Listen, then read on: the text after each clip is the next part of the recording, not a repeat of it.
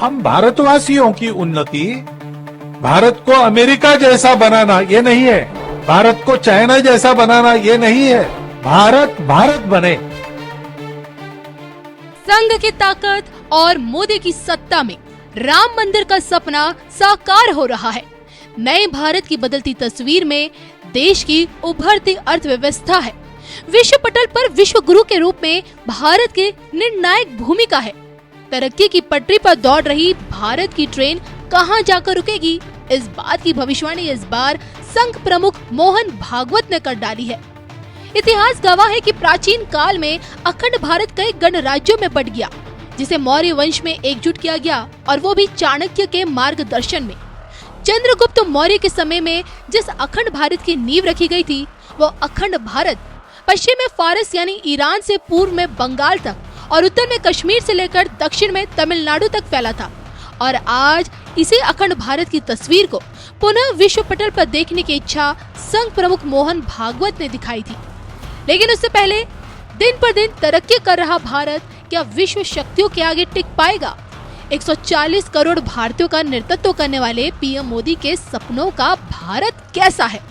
आखिरकार पीएम मोदी भारत को क्या बनाना चाहते हैं? इस पर क्या कहती है संघ प्रमुख की बड़ी भविष्यवाणी, सुनिए। भारतवासियों की उन्नति भारत को अमेरिका जैसा बनाना ये नहीं है, भारत को चाइना जैसा बनाना ये नहीं है, भारत भारत बने, इसकी आवश्यकता है। उस दिशा में हमने कदम बढ़ाए हैं, हम आगे बढ़ रहे हैं। अब हमारी शिक्षा में मातृभाषा का माध्यम आ रहा है। बिल्कुल हमारी जनजातीय भाषाओं का भी धीरे धीरे उसमें अंतर्भाव हो रहा है।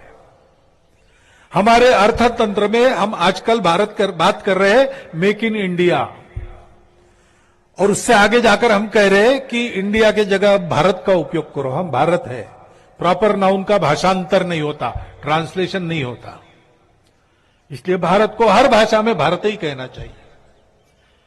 हम थोड़ा थोड़ा आगे जा रहे हैं, जाकर पूरी तरह अपने स्व पर आधारित युगानुकूल तंत्र, जिसमें हमारे भूतकाल में हमारे पास जो जो ज्ञान है उसका भी उपयोग होगा, और दुनिया में जो विशिष्ट प्रकार का ज्ञान है उसको भी हम लेंगे, जो हमारे लिए उपयुक्त है, जिसका परिणाम परीक्षित है और अच्छा है, ऐसा बाहर से भी लेंगे। आनो भद्रा कर्तवो यंतु विश्वता, ऐसी प्रार्थना हम कहते। सारे विश्व के अच्छे विचार आए, जो आए वो स्वीकार करना ऐसा नहीं कहते, जो अच्छा है वो स्वीकार करेंगे।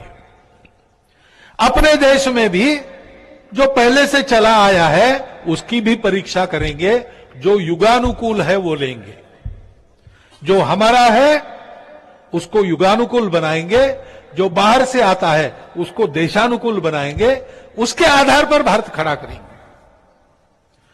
और ऐसा भारत खड़ा होने की आवश्यकता है, क्योंकि सारी दुनिया पिछले 2000 वर्षों में सुख प्राप्ति के अनेक प्रयोग करके थक गई। उनको सुख मिलता नहीं, सुविधा मिली है। उन्होंने ईश्वर को मानने वाले विचारों को लेकर देखा, ईश्वर को न मानने वाले विचार को लेकर देखा, व्यक्ति को प्रधानता देने वालों को देखा, समाज को प्रधानता देने वालों को देखा, सब प्रयोग कर लिए। विज्ञान को देखा तो सुविधाएं बढ़ गई, विकास हो गया, तथाकथित भौतिक जगत में वैभव बढ़ गया, लेकिन समाधान नहीं है, सुख नहीं है।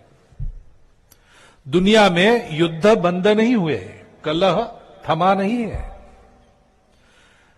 दुनिया जितनी समृद्ध हो रही उतनी विचित्र घटनाएं बढ़ गई। छोटे बालक विद्यालय में जाते बंदूक लेके और अपने ही स्वाध्यायी को गोली से भून देते, ऐसे कांड वहां हो रहे। विकास जैसे बढ़ रहा है वैसे पर्यावरण खराब हो रहा है, और इन सारी समस्याओं का समाधान उनके पास नहीं है। इतने प्रयोग किए, इसमें से किसी समस्या का समाधान नहीं निकला है, और इसलिए मन में भी संतोष नहीं है, समाधान नहीं है, मनुष्य दुखी है। और इसलिए दुनिया के चिंतक फिर से विचार कर रहे हैं कि भारत अपने बलबूते अपने स्व के आधार पर खड़ा होके उसका उपाय दे, क्योंकि हमने भी दुनिया में विकास और प्रगति करके दिखाई है। किया था। आजादी के आंदोलन से जुड़े ऐसे पावन दिवस पर आज हम आजादी के अमृत काल के संकल्प को आगे बढ़ा रहे हैं। आज विकसित भारत के निर्माण को गति देने के अभियान को अयोध्या नगरी से नई ऊर्जा मिल रही है। आज यहां 15,000 करोड़ रुपए से अधिक के विकास कार्यों का शिलान्यास और लोकार्पण हुआ है। इंफ्रास्ट्रक्चर से जुड़े ये काम आधुनिक अयोध्या को देश के नक्शे पर फिर से गौरव के साथ स्थापित करेंगे। कोरोना जैसी वैश्विक महामारी के बीच ये कार्य अयोध्या वासियों के अथक परिश्रम का परिणाम है। मैं सभी अयोध्या वासियों को इन परियोजनाओं के लिए अनेक अनेक बधाई देता हूं। मेरे परिवारजनों, दुनिया में कोई भी देश हो, अगर उसे विकास की नई ऊंचाई पर पहुंचना है तो उसे अपनी विरासत को संभालना ही होगा। हमारी विरासत हमें प्रेरणा देती है, हमें सही मार्ग दिखाती है।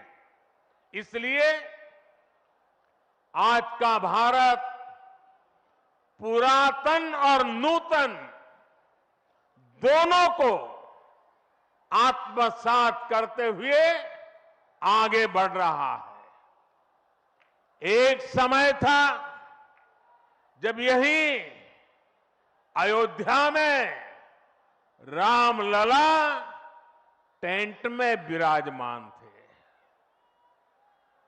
आज पक्का घर सिर्फ रामलला कोई नहीं, बल्कि पक्का घर देश के 4 करोड़ गरीबों को भी मिला है। आज भारत अपने तीर्थों को भी संवार रहा है, तो वहीं डिजिटल टेक्नोलॉजी की दुनिया में भी हमारा देश छाया हुआ है। आज भारत काशी विश्वनाथ धाम के पुनर्निर्माण के साथ ही देश में 30,000 से ज्यादा पंचायत भवन भी बनवा रहा है। आज देश में सिर्फ केदार धाम का पुनरुद्धार ही नहीं हुआ है, बल्कि 315 से ज्यादा नए मेडिकल कॉलेज भी बने हैं। आज देश में महाकाल महालोक का निर्माण ही नहीं हुआ है, बल्कि हर घर जल पहुंचाने के लिए पानी की 2 लाख से ज्यादा टंकियां भी बनवाई है। हम चांद, सूरज और समुद्र की गहराइयों को भी नाप रहे हैं, तो अपनी पौराणिक मूर्तियों को भी रिकॉर्ड संख्या में भारत वापस ला रहे हैं। आज के भारत का मिजाज यहां अयोध्या में स्पष्ट दिखता है। आज यहां प्रगति का उत्सव है, तो कुछ दिन बाद यहां परंपरा का उत्सव भी होगा। आज यहां विकास की भव्यता दिख रही है,